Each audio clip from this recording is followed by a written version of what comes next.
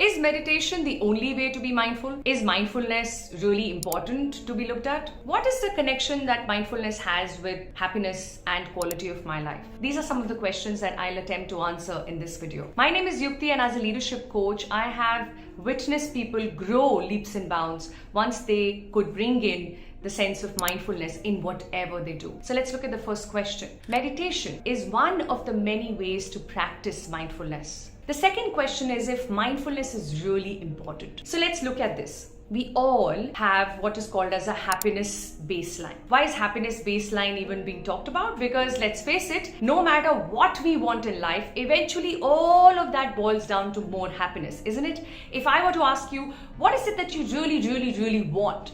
And you might say, I really want more money, I want more love, right? I want a bigger house. And if I were to ask you a few more whys after that, and why a bigger house, why love, why more money, it eventually boils down to the same thing, to be more happy. And that's why it's interesting to look at what's called as a happiness baseline, which means that we all have a certain baseline at which we come back in terms of our happiness levels. So you could win a lottery and you could be extremely happy for a few days, a few weeks, maybe months, and then you come back to your baseline.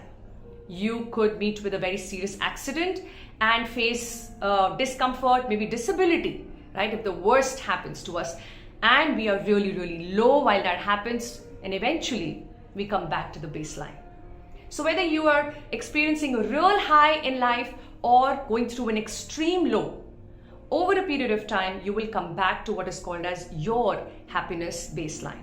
And we all have a different baseline. We can actually elevate this baseline whenever we want. All that it takes is mindful practice, is to bring in a practice of staying in the moment. Like I said, meditation is one such practice.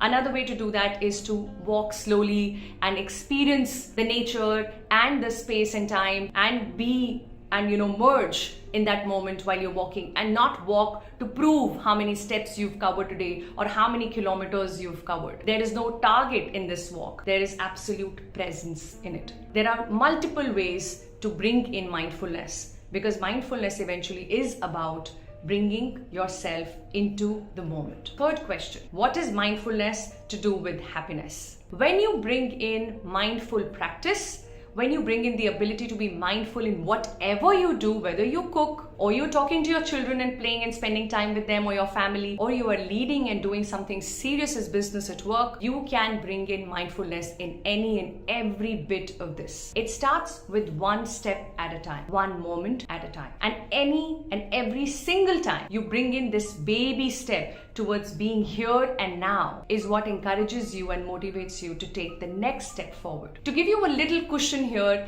and take away the self-critique, at least for a little while, if I may. So I hope and pray that you bring in more mindfulness in your life and consciously elevate the baseline of your happiness, because you deserve the best. And that is a function of how good our quality of life is. Thank you.